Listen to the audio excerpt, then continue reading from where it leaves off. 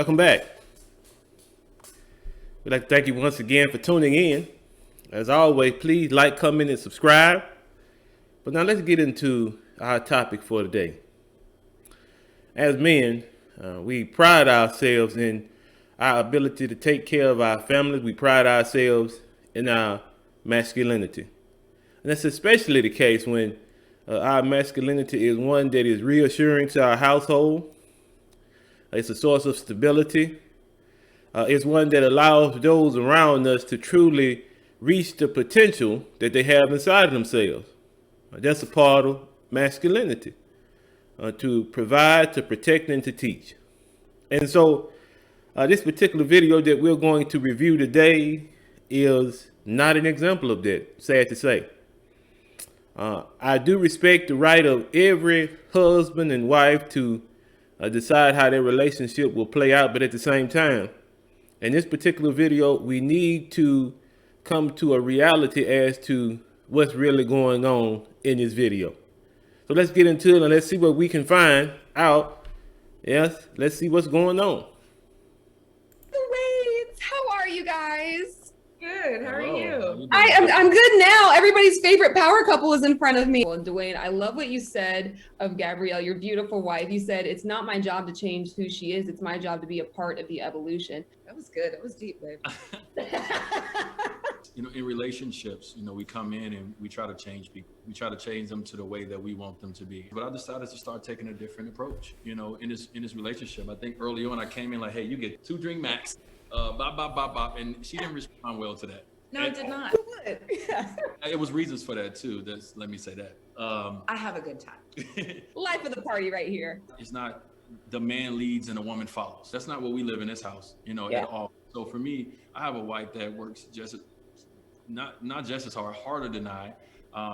And she had her own career. She had her own life before I came along. So from my perspective, it was like, okay, how can I be a part of the growth and the evolution of who she is, and not trying to change her or stunt her growth or make her in the way that I see fit. How thrilling is it that Okay, let's pause right there for just a moment. Now, I take issue with the statements that he just made, don't you? And you know why I take issue? Because as a husband, I think the natural role is to take the lead. Now, when we say take the lead, let me qualify that particular statement. It doesn't mean being domineering. I'm against that altogether. It doesn't mean that there's absolutely no other voice in your home besides your own. That's not what I'm saying, brothers. When I'm speaking about masculinity and headship, when I'm speaking about positive masculinity, we are talking about a masculinity that expresses itself in a reasonable fashion. But then again, as always, there are extremes in every situation. And I think for the most part that this is an extreme. To abdicate all headship, all leadership in your home. Because the initial response to your leadership was not one that you expected, then you change up. You do something different. I don't know if I agree with that. I don't. Because as far as I'm concerned, what I've seen in the past, as far as things that are working, the headship of a man within his home historically has worked. It resulted in everyone having the things that they need in the family. So I don't know if I agree with that particular notion that D. Wade just expressed, but let's keep going. you've got Shady Baby out now? It's exciting. Yes, it was a long process. And when you got 2 people with strong personalities like we have, trying to collaborate on our baby girl, it was a moment. Were there some differences of opinion in there at some point in time? A little bit. Yeah. Well, congratulations on the book. And how did Kavya inspire it? From the second she got here, she has been throwing shade. We noticed that she would throw shade, if you will, in a reaction to something. Someone not respecting her boundaries, someone not respecting her voice. So we're like, okay, there's something here that we can do that's fun and funny, but still has a lesson in there, that your shade can be your superpower, that it could be something that we celebrate. When she first seen the cover, she immediately... So now, why is that particular segment important in our discussion. So they shifted the conversation from speaking about their own personal relationship to speaking about the relationship with their daughter to talking about a book. You know what's coming next, right? But we'll say that to the end, to the final thoughts. There is an underlying motive here. Because now, even though they are expressing how they handle their relationship, is there something else behind the way that this is done? Is there an ulterior motive involved? Not necessarily a negative one, but is there an underlying motive to the way that each one is presenting themselves? We'll find out. Let's keep going. Yeah.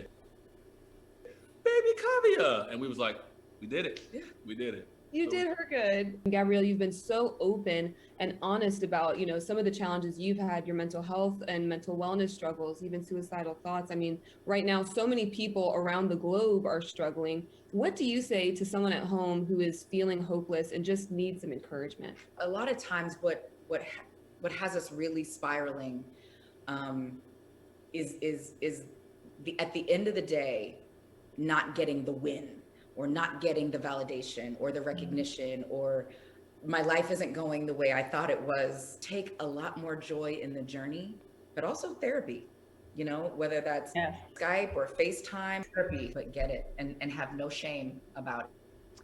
Thank you. All right, so now that concludes that particular segment of the interview. Let's get into some final thoughts, okay? Now, when you listen at the conversation that D. Wade had at the beginning, right? Did you get the sense that the man was, in some ways, no disrespect to him, but in some ways, do you get the sense that he was emasculated in this particular instance? Do you get the sense that what he was saying was counterintuitive? That it somehow ran in direct opposition to who he is as a man? I certainly picked up on that. And then I noticed that as the interview went on, he mentioned that his wife didn't respond well to his headship. And so he felt the need to change. He felt the need to abdicate. And that's what he did. I'm sorry if that word triggers anyone, but he abdicated his headship, a role that he's supposed to take on. He's giving it away to his wife, and you can tell. And then he even goes on to make statements that lets you know that he's abdicated his headship. Because in most situations, the head of the family is the individual that goes out, gets the resources, and brings them back for the family. That's usually how this works. Now, I didn't make this up. This is just how this is, okay? Did you know that D. Wade said that there is no leadership as far as the husband leads and the wife follows? He made that statement. And then he went on to add to the statement by saying that his wife works harder than he does. So what kind of role is he taking on in this particular instance? Is he taking on the role of a masculine head of his family? Well, I'll let you decide that. But in my opinion, this is not positive masculinity. It's not. And because the provision and the protection element in this particular instance seems to be missing. Well, what about the conduct of Mrs. Wade, his wife? If you notice, the whole time that D. Wade was speaking, the whole time that he was talking about his relationship with her, she was looking directly at him.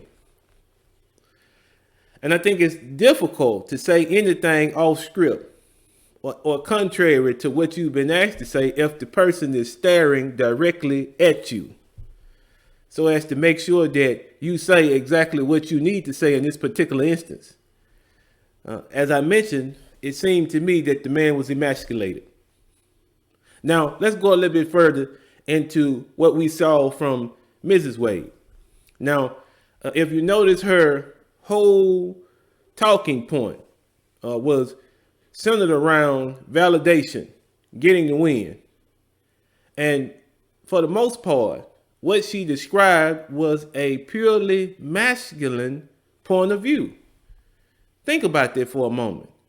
When you think about achievement in the secular world, when you think about individuals' career and being career oriented and career driven, is that more the case with our female counterparts, or is that more the case with men?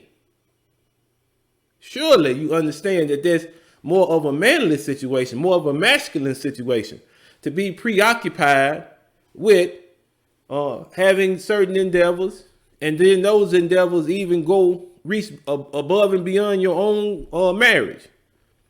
This is purely masculine energy. And as we talked before in the segments that preceded this one, the roles in this particular instance seem to have switched. Now, if that works for them, that's fine. I don't have a problem with it. But now we're going to get into what this interview segment was really about. So now, the personas that D. Wade and his wife presented, are these the genuine personas that these people live every day? They may be. I can't argue the point because I don't know them personally.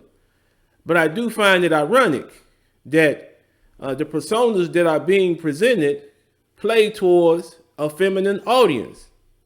You see D. Wade as a softer, more gentle, reasonable, and understanding man who is displaying some feminine characteristics.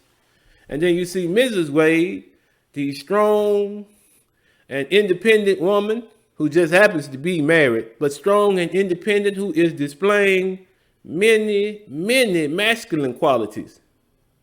And see, both of those appeal to a female audience. They want to see men as being individuals who are easily led, and they want to see themselves as individuals who are doing the leading. Now, we're talking about just life in general now. Because of certain equality movements, these are the personas that most women identify with. They don't identify with a strong masculine presence that is guiding and leading his household in a positive way. They don't identify with that because they've never seen it. It's foreign to them. But what they have seen are women in masculine roles taking the lead. And so, as I mentioned, both personas play toward a female audience. And then right in the middle of their conversation about family life, you see that there's a question about their book. Now, I don't know about anyone else, but I'm saying that this is the main focus of this particular interview. The book. This is all business, people. All business. And so the personas that they presented in front of the camera is geared toward bringing the female audience in.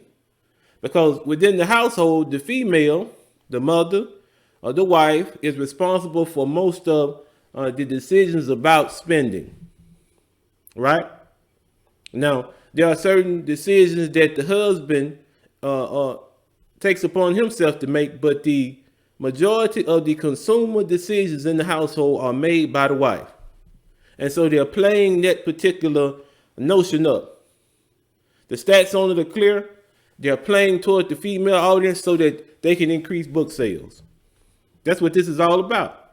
Listen, don't ever base your life on what you see on social media or television or anywhere else for that matter.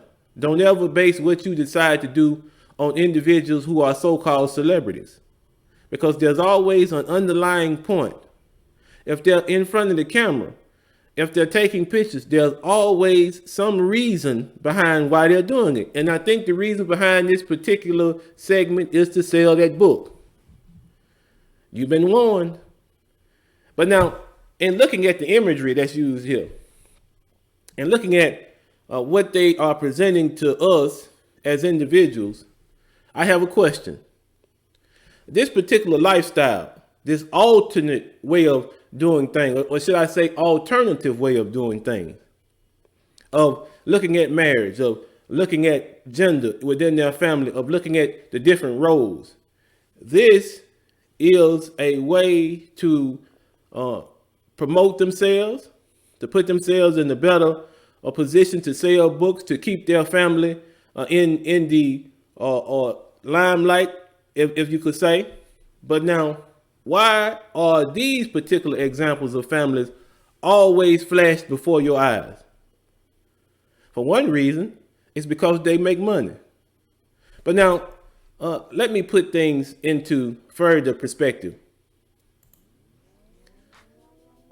Why are images such as these not being perpetuated in regards to families? Why are these not the ones that we see on an everyday basis? Why is there always some alternative to just the regular traditional way that families have been set up and that are continuing to work? Now, first of all, let me send a shout out to the Jones family, Diamond and Pamela. I hope they don't begrudge me for using this picture, but it is a beautiful depiction of what a family should be. But now what I want you to do in this particular instance is focus on the head of the family. You see the wife and you see the children, you see the smiles, you see the happiness that's involved, but you don't see that smile on the husband's face. Why is that? Is this just for the picture? Maybe it is, but what I want you to focus on is the way that he's been presented. You see, he's standing, right? Shoulders, they're up, right? He's facing the camera. He is presenting to the world a masculine husband who is fully taking on the responsibility of caring for his wife and children. Do you see his demeanor? You see the look on his face? This brother is all about protection, provision, and teaching. Why isn't this particular image what we see on a daily basis when it comes to families, when it comes to masculinity? Why are we always presented with some alternative method of masculinity, some alternative method of being a father and a husband, when the traditional way works? It's been proven. You see the wife is calmly sitting there with her children under the headship of her husband, knowing that this brother is going to do whatever is necessary to make sure that they all are okay in the end. This is the picture we need to see. No, Gabrielle and D-Wade, in my opinion, are not couple goals. They're not. I'm sorry. Because there are a lot of dynamics in their home that I just don't subscribe to. That's my personal opinion. This is the dynamic that I subscribe to. This is what I'm pushing for. Because this dynamic will help us rebuild our community. This dynamic will help us to put our women in a situation where they feel valued and loved and they feel appreciated. This is the dynamic where our children will grow up with a balanced and productive attitude toward the world. This is a dynamic that's going to work. Now, of course, there are always situations that can come up unexpectedly that could cause difficulty within the family. We understand that. But if the traditional way is what they choose to follow, then I guarantee you that there'll be some success there. There will be. I appreciate this particular image, and I wanted to share it with you because we see so many images that flash before our face that are counterintuitive to what we need to be doing. But that's especially true in the case of individuals who have a buck to make. We have to be careful. We have to make sure that the things that we allow ourselves to see and be influenced by are things that are positive, things that are going to push us in the right direction. So that have been my thoughts on that particular video segment. I hope it wasn't too heavy. Most of the time I'm not trying to be, I promise you. But as always, we appreciate your support. Once again, we're trying to get to 4,000 subscribers and 4,000 watch hours because, hey, we want to get monetized. That way we can continue to make good content and we can continue to focus on issues that affect our community and ways that we can solve them. Once again, we thank you for your support. And as always, be easy.